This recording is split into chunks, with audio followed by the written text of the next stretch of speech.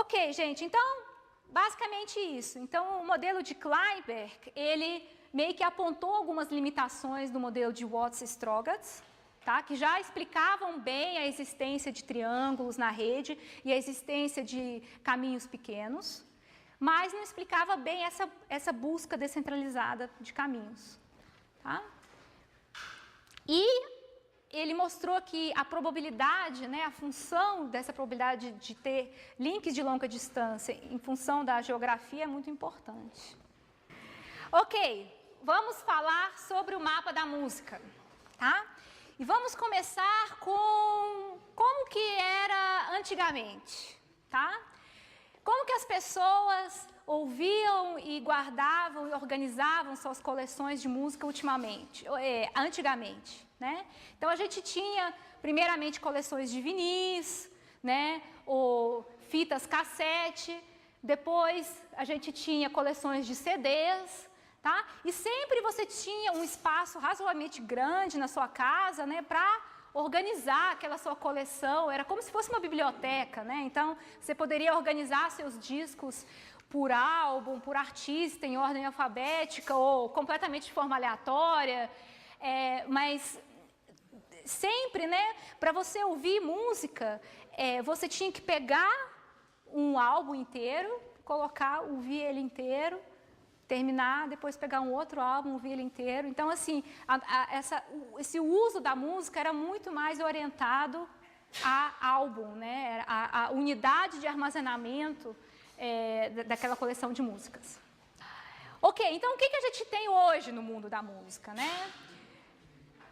Primeiramente, a gente tem fontes de música que são muito diversas, né? Então a gente pode baixar música, comprar músicas, canções avulso, não precisa mais adquirir um álbum inteiro de uma vez, tá? A gente consegue, utilizando formatos muito mais compactos como o MP3, a gente consegue armazenar coleções de centenas de milhares de faixas num mesmo dispositivo pequeno, né? Ou num computador, ou num telefone celular, a gente pode ter da ordem de centenas de milhares de músicas, tá?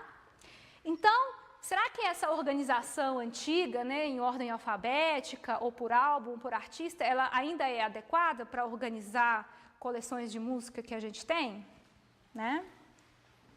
Será que a gente pode utilizar alguma outra lógica para organizar nossas coleções, por exemplo, por similaridade, tá? E o outro fenômeno que está acontecendo cada vez mais é a mídia social, tá? Então, antigamente, né, a mídia, os geradores de mídia, eles eram poucos, né, eram poucas as pessoas que podiam transmitir algum conteúdo. Essas pessoas detinham o controle da programação e só conseguiam alcançar um público local. Tá? Então, você como usuário, se você não tinha muito o que escolher, tá? Você não tinha muito o que participar desse processo. Já no mundo de hoje, né, como a gente tem coleções enormes de mídias em dispositivos como esses aqui, que são conectados na internet, né, o que acontece é que os usuários não só consomem conteúdo e compartilham aquilo através das suas redes, contatos por internet, como também podem participar do processo de geração de conteúdo. Ok? Então, essa mistura, essa fusão de mídia e de redes sociais é algo que a gente está vivenciando. Tá? Então, será que a gente pode utilizar isso aqui de alguma forma para melhorar a nossa experiência, melhorar os aplicativos que a gente usa para organizar nossas coleções? Tá? Então, eu não sei como que vocês fazem hoje em dia, mas mesmo, né, com todo esse avanço, as coleções típicas de MP3 de uma pessoa têm essa cara aqui. Tá? Então, você tem assim, centenas de pastas, e você tem hierarquias de pastas. Tá? Então, para você conseguir achar alguma coisa, muitas vezes você não é nem ciente das músicas que estão ali armazenadas no seu computador. Tá? Então, consultas muito simples como essa aqui, por exemplo. Hoje eu queria ouvir alguma coisa alegre, né? Agora eu queria ouvir alguma coisa parecida com Lenny Kravitz. Ou então, será que algum aplicativo poderia me ajudar a conhecer a minha própria coleção de MP3? Porque eu copiei 500 GB de um amigo, 500 GB do outro, tenho um monte de coisa no meu computador e não conheço, eu não sei por onde começar a explorar a minha própria coleção. Tá? Então, será que a gente pode criar aplicativos que podem nos ajudar nisso? Tá? Outra coisa, o iPod Shuffle, né? Ele só toca sequências de músicas aleatórias. Mas será que você poderia indicar, de alguma forma, informar para ele qual que é a sua disposição no momento?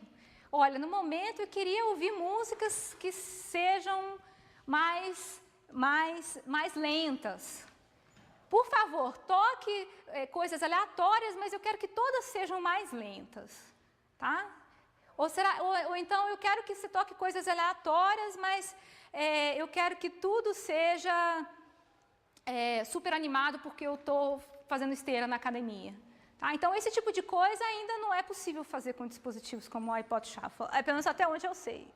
Não sei se vocês já conhecem alguns aplicativos. Ok? Então, durante o meu doutorado, um dos projetos em que eu trabalhei foi esse projeto do mapa da música, tá? Que é uma estrutura de dados que a gente propôs para justamente poder auxiliar na criação de aplicativos desse tipo que eu falei. Tá? Esse aqui é o resumo da ópera, gente. Depois a gente vai entrar em mais detalhes. Primeiramente, a gente pegou uma fonte de dados que é o Last.fm. Last.fm é uma rede social online em que as pessoas têm uma rede de amizades, só que além disso, você baixa um plugin que ele vai registrando todas as músicas que você ouve no seu computador ao longo do seu dia. Tá? Então você vai ouvindo, tem muita gente que trabalha ouvindo música, então ouve música ao longo do seu dia, quase sempre. E esse site ele vai anotando, olha, essa pessoa gosta desse tipo de música, ela está ouvindo essa música com tal frequência, etc. Tá bom? E aí ela expõe essa informação e você pode ver o que os seus amigos ouvem. Né? O site ele gera até uma rádio personalizada para cada usuário. Então, com base no seu perfil, eles têm algum conteúdo licenciado que eles disponibilizam uma rádio com o perfil daquela pessoa. Tá? Então, o mais legal é que eles disponibilizam num servidor web listas com as 50 músicas mais frequentemente ouvidas por cada usuário. Então, a gente fez um crawler, né, um programinha robozinho que vai lá e busca essas listas. Tá?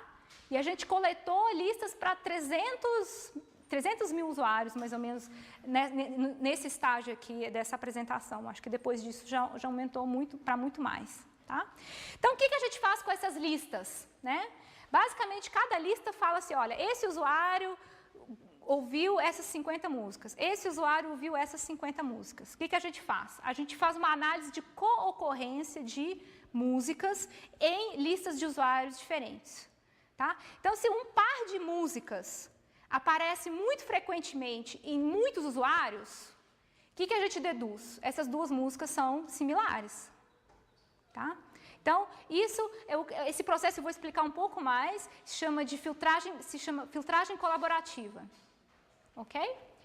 E aí, quando a gente calcula essa co-ocorrência, a gente constrói um grafo de músicas, né?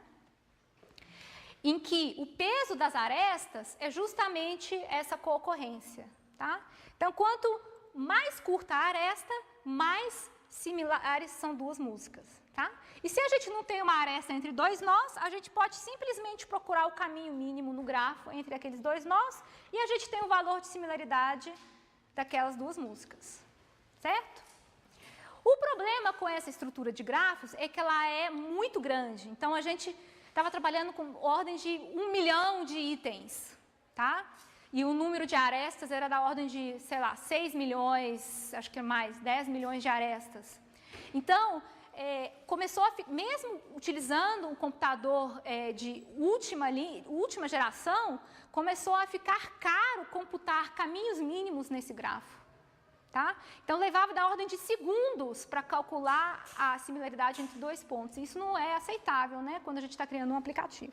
Então, a gente propôs fazer um mergulho desse grafo num espaço euclidiano de 10 dimensões. Tá? Eu vou explicar para vocês o que significa mergulhar um grafo num espaço euclidiano. Mas a vantagem dessa estrutura final, que é basicamente, a gente tem um conjunto de pontos, né? Cada música vai ter 10 coordenadas. E agora, uma vez que a gente tem as coordenadas, que é o nosso mapa, para calcular a distância ou a similaridade entre duas músicas, a gente só calcula a distância euclidiana. Não precisa de manter o grafo inteiro em memória mais. Não precisa acessar servidor nenhum, tá? Somente com os valores, com as coordenadas de 2 pontos, a gente consegue determinar a sua similaridade em tempo constante. E aí, utilizando esse grafo, essa estrutura de dados, que é o espaço euclidiano, tem várias vantagens que eu vou explicar e depois vou falar como que a gente criou o aplicativo que vocês viram no início desse mini curso, usando esse mapa. Tá? Então, quais são as vantagens do mapa, né? Primeiro é que ele agrupa músicas que são de gêneros, do mesmo gênero, próximos uns dos outros, tá? Então, você tem regiões claramente demarcadas no seu espaço euclidiano. Então, aqui vive todo mundo que é rock, aqui todo mundo que é eletrônico. É claro que tem seus defeitos, né? Às vezes você tem umas sobreposições, você tem ruído nos seus dados, você tem uns outliers. Outra vantagem, pontos que são similares ficam próximos uns dos outros. Então, fica muito fácil você pesquisar a vizinhança de cada ponto. Tá? Você simplesmente faz uma query geométrica com coordenadas num raio X, a partir desse centro aqui, e você tem todos os vizinhos. Ok? Então, você acha vizinhos muito rapidamente. Outra coisa, você pode definir volumes e você pode definir trajetórias no seu espaço. Tá? Então, você tem essa noção de direção e de volume. Então, você pode usar isso para o seu aplicativo. Ok? E a aplicação mais óbvia dessa estrutura é que você consegue visualizar a sua coleção. Tá? Dado que você reduz a dimensionalidade do seu espaço euclidiano, tá? Não sei se vocês repararam, eu falei 10 dimensões.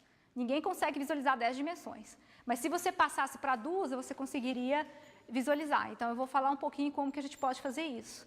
E aí, em vez de você ter aquela hierarquia de arquivos e diretórios no seu computador, você tem uma imagem em que você vê a sua coleção, coisas próximas ficam próximas, coisas similares ficam próximas, coisas diferentes ficam distantes, tá? E aí você pode escolher o que você quer ouvir, certo? Então, essas todas são vantagens da estrutura de mapa, ok? E, além disso, é extremamente eficiente o cálculo da similaridade e é muito apropriado para dispositivos móveis, tá? Que tem pouca memória e não tem conexão com o servidor central. Então, isso tudo são vantagens do mapa. Agora, como que a gente constrói esse mapa? Tá? Então, primeiramente, a gente define a distância par a par. Como que a gente faz isso? Calculando a coocorrência das músicas na base de dados do Last.fm. Tá? Então, aquilo nos dá a similaridade par a par. Tá?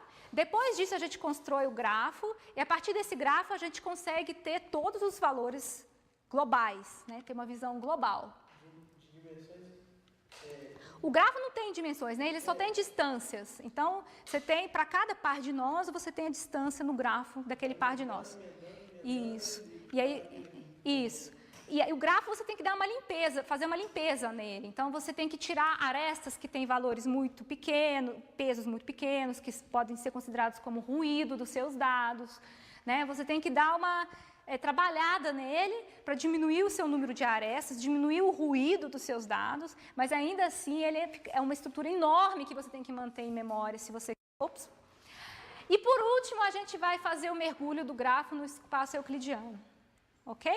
E para isso, a gente vai usar um algoritmo que chama Multidimensional Scaling, ok? Então, gente, primeiro passo, como que a gente determina, né? Na verdade, eu já até entreguei para vocês como que a gente fez isso, mas só queria falar para vocês que não é muito óbvio você determinar se duas músicas são similares ou são diferentes, tá? Então, é uma coisa que depende muito do ponto de vista, né? Depende da pessoa, depende, sei lá. Então, será que o Michael Jackson e Elvis Presley são parecidos? Não sei, sabe? Será que música clássica e jazz são parecidos? Como que a gente pode determinar isso, né? Como que a gente pode determinar se dois itens musicais são diferentes ou são similares, tá? Então, uma abordagem é você analisar o conteúdo de áudio mesmo, tá? Você pega lá o sinal de áudio do seu arquivo, ok? E você analisa se você tem muitas frequências altas ou baixas, né? Existem algoritmos que são pesados computacionalmente, tá? Que fazem essa comparação para você. Então, eles vão determinar se duas músicas, as duas têm o tempo mais rápido ou mais lento, ou se elas são têm instrumentos parecidos, com frequências parecidas, tá? Então, uma abordagem é usar essa análise de áudio, tá? No entanto, essa abordagem é muito cara, tá? Primeiro, você precisa você precisa de ter o conteúdo de áudio de todos os seus dados. No nosso banco de dados, a gente não grava, inclusive por questões de copyright, né? Isso aqui seria um problema. Imagina você ter um banco de dados com 10 milhões de músicas, todas com copyright, que você precisa baixar para rodar esse algoritmo aqui, comparar o sinal de áudio de todas elas. Caríssimo, tá? E, além disso, existem vários estudos assim, de percepção de usuários que apontam que uma forma melhor de calcular a similaridade não é analisando o áudio, é analisando o padrão dos usuários. Tá? É o comportamento dos usuários que nos diz de uma forma mais precisa se duas músicas são similares ou não. Ok? Então, o que a gente vai tentar fazer aqui é justamente isso. A gente vai olhar para o padrão de usuários do Last.fm e tentar traduzir esse padrão de uso em valores de similaridade. Ok? E a técnica que a gente usa, a gente chama de filtragem colaborativa. Tá? Essa imagem aqui, não sei se ela faz algum sentido para vocês, é um resultado assim, curioso e famoso da área de mineração de dados, em que concluiu essas empresas que cuidam da logística e da disposição de produtos em supermercados, eles chegaram à conclusão de que pessoas que compram cerveja também compram fraldas muito frequentemente. Simplesmente fazendo mineração de dados, análise dos seus dados, eles chegaram a essa conclusão. E aí, essa companhia aqui de consultoria aconselhou a colocar a fralda em cima aqui do refrigerador de cerveja no supermercado, para incentivar a venda desse produto. Outro exemplo, gente, de filtragem colaborativa, a Amazon. Tá? O jeito que a Amazon recomenda, por exemplo, livros para você. O que ela faz? Ela olha os livros que você já adquiriu e procura usuários que adquiriram os mesmos itens. Tá? E aí ela te recomenda, a Amazon te recomenda, aqueles itens comprados por usuários que são similares a você.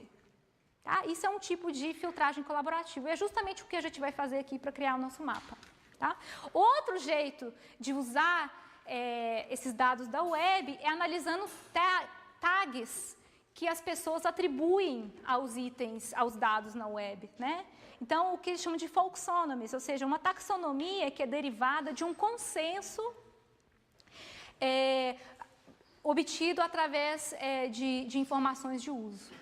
Tá? Então, essa parte do trabalho aqui eu não vou falar não, mas ela também melhora enormemente a qualidade dos dados que a gente consegue, tá? Se a gente analisar as tags.